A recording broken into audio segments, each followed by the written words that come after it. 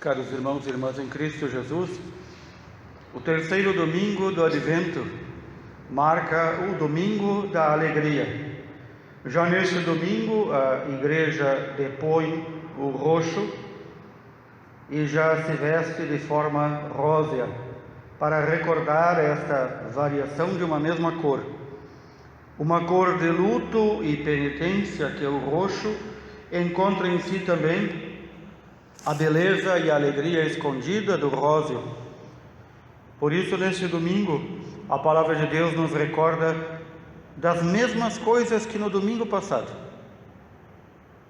Desde o profeta Isaías, que nos está recordando que devemos preparar o caminho para o Senhor, para a vinda do Senhor, mas também narra neste domingo em específico, o terceiro domingo, o porquê desta preparação. Não só devemos preparar a vinda do Senhor, porque Ele há de vir julgar os vivos e os mortos, e o seu juízo será sem apelação e tremendo, mas porque com a vinda do Senhor, a vinda definitiva, ao aplainarmos os caminhos para a vinda do Senhor, o Senhor fará germinar tudo aquilo que devia ter germinado na humanidade e não germinou. Germinar a justiça diante das nações. Com sua vinda, o Senhor vai fazer, como dizemos popularmente, a limpeza completa. Vai limpar este mundo de todo mal, de tudo aquilo que nós, seres humanos, toda a humanidade, plantou durante todo esse tempo. E para isso precisamos estar com a vida reta para a vinda do Senhor. É este o símbolo de aplainar toda a montanha, toda elevação.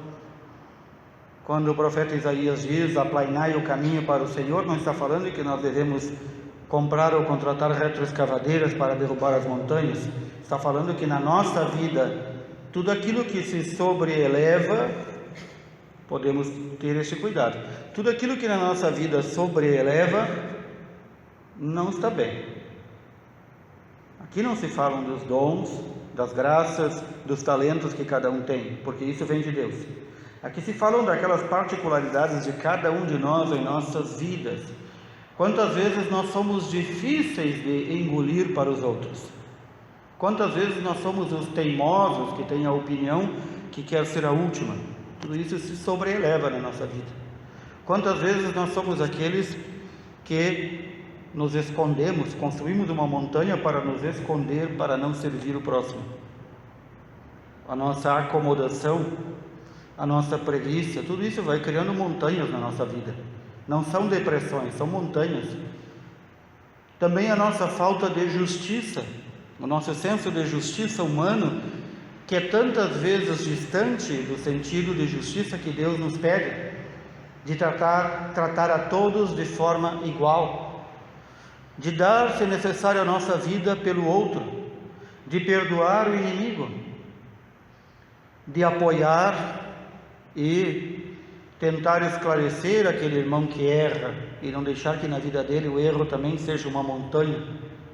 Quanta coisa devemos então fazer na nossa vida para que Deus, quando vier, possa fazer germinar a justiça primeira que Ele plantou em Adão e Eva e não fecundou, que eles, pela arrogância, pela mania de se acharem mais importantes, encobriram essa justiça com toda a terra da montanha do pecado e da desobediência, e esta montanha, a humanidade só vai aumentando. Podemos ver dia a dia que parece que a humanidade não muda, é algo impressionante. Não aprende com doença, não aprende com pandemia, não aprende com perda, não aprende com sofrimento. Parecemos muitas vezes um cachorro sarnento, que lambemos a nossa ferida, reclamamos um pouco dela, choramos e até relinchamos que nem cavalo, mas também depois nos jogamos no chão e nos esponjamos como os cavalos, gostando das nossas feridas. Como cachorros sarmentos, nos lambemos, dizemos, vejam aqui, estou sarnento, pobre de mim, e continua rascando com as unhas a sarna para aparecer mais. A autocomiseração, que se diz. As pessoas que têm a mania de se acharem importantes porque têm algo ou sofrem algo. Então, para elas, o mundo é elas. Essas são a maioria. E Deus nos livre de estar entre elas. Aqui, São Paulo nos dá este sábio e santo conselho na carta aos Tessalonicenses. Diante de tudo aquilo que ouvimos, as profecias dos homens de Deus, os avisos de Deus à humanidade, os recados que Deus dá, os chacoalhões que Deus como Pai nos dá e as bofetadas muitas vezes, e que nós não aprendemos, nós temos a obrigação de examinar tudo, ver se realmente procede de Deus e guardar aquilo que for bom, aquilo que for santo, aquilo que for correto. E então São Paulo diz, rogando a Deus que o próprio Deus nos santifique totalmente, espírito, alma e corpo. São Paulo aqui está lembrando da unidade que cada um de nós faz. Espírito, alma e corpo formam o ser humano, e Deus quer salvar o ser humano inteiro. Ele não quer salvar só nossas almas ou nossos corpos ou nosso espírito. Ele quer nos salvar inteiro e quer nos encontrar na sua vinda sem mancha alguma, no espírito, na alma e no corpo. Aqui devemos recordar que Deus nos chamou, como diz São Paulo, para participar da sua glória. É esse o motivo da alegria. Podemos notar também que o Evangelho de hoje, segundo São João, é o mesmo texto do domingo passado, narrado por São Marcos. Não é o mesmo texto ipsis literis, a mesma escrita, mas é o mesmo conteúdo. Está falando de João como aquele que foi enviado para ajudar o povo a aplainar os caminhos para o Senhor. E João, ao ser perguntado se ele era a vinda do profeta Isaías, ou o grande profeta, ou alguém enviado por Deus de modo especial, como Elias, como Isaías, ou qualquer um dos profetas que voltaria para anunciar a vinda iminente do Senhor. E então ele diz, eu não sou nada disso. Eu sou aquela voz que o profeta Isaías já dizia, a voz que clama no deserto. Estejamos atentos, irmãos e irmãs, mesmo na igreja, entre os homens da igreja, os sacerdotes, estejamos atentos quais são as vozes que clamam no deserto. Não sei o que os irmãos e irmãs têm observado, eu tenho observado que são bem poucas. A maioria quer clamar na cidade. O que significa cidade? Estou retomando o tema do domingo passado. A cidade significa a autopromoção, significa o engrandecimento de si mesmo. O deserto significa a anulação de si mesmo. Muitos pregadores na igreja querem pregar na televisão, muitos querem pregar no rádio, muitos querem pregar uma pregação que conforte a vontade de cada um. Muitos pregam não mais o Evangelho, mas pregam aquilo que Satanás nos ensina. Faça o que quiser, pois é tudo da lei. Faça o que quiser e seja feliz. Isso não é pregação de Deus, é pregação de Satanás. Há muitos pregadores na igreja assim nos dias de hoje. Quantos deles nós ouvimos ao início dessa pandemia que diziam-nos: não precisa abrir igrejas, o importante é salvar as vidas. Estavam pensando em salvar corpos, apenas corpos. Esqueceram que nós não somos um corpo, nós somos um corpo, uma alma e um espírito. E quantas almas já morreram neste meio tempo de pandemia pela falta dos sacramentos? Há aqueles pregadores na igreja, os pregadores da cidade, que não pregam a Deus, mas pregam a si mesmo, que ousam até dizer que a igreja futura, depois da pandemia, vai ser uma igreja que não tem mais sacramentos. É uma igreja que eles já vivem, uma igreja chamada self-service, como aquele carrinho de buffet no restaurante, a gente vai lá e serve o que quiser. E muitos já vivem assim na igreja, não só o povo de Deus, não os sacerdotes, mas muitos sacerdotes também. Há poucos dias atrás alguém me dizia, bom, aqui, um sacerdote me dizia, aqui na minha região fecharam as igrejas, então eu estou livre, não preciso rezar a missa. Você já não é mais sacerdote, ou talvez nunca tenha sido? É alguém que queria público e agora que não tem público, seria melhor que servisse em um circo ou em um teatro, porque assim vive a sua vida. E nós vemos isso muito, muito nos dias de hoje. A confusão entre os pastores. Quantas vezes nós ouvimos nossos pastores, ao invés de defender os nossos direitos e rugirem como leões, se comportam como gatinhos do Estado, gatinhos dos prefeitos e gatinhos dos governadores e presidentes. Este é o estado de confusão em que estamos. Não é só uma confusão mental, é uma confusão principalmente espiritual. São sacerdotes que já não mais creem, que talvez nunca creram antes, porque não têm uma fé sólida.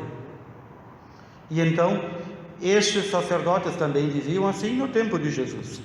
Eles se ufanavam de suas belas roupas, vestes, paramentos, igrejas maravilhosas, templos maravilhosos, e no entanto viram João Batista e não o reconheceram como enviado de Deus. Mais adiante eles vão cair neste mesmo erro. Conhecem as Escrituras letra por letra, não só palavra por palavra. Os fariseus tinham e têm ainda o costume de conhecer o significado de letra por letra da Sagrada Escritura. E no entanto não reconheceram o Messias. Não perceberam que todas as profecias falavam dele, assim como também não reconheceram o enviado de Deus, João, para anunciar o Messias. Então perguntavam, como é que tu batizas um batismo de conversão, se tu não é o profeta, não é Elias e não é o Messias? Quem te deu este direito? E ele diz, eu sou a voz que clama no deserto.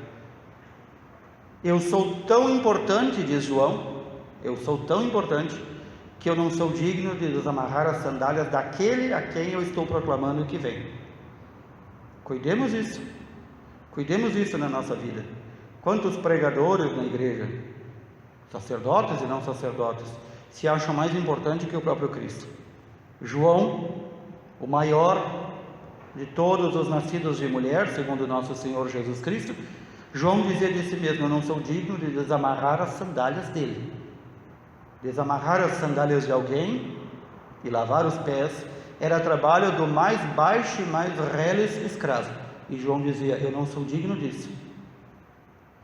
Mais adiante, quando João é preso por proclamar a verdade, ele aponta antes o Cordeiro de Deus, Jesus Cristo, Senhor nosso, e diz, é preciso que ele cresça e eu diminua. É preciso que Cristo apareça e eu diminua. Aqui está o programa para a nossa vida.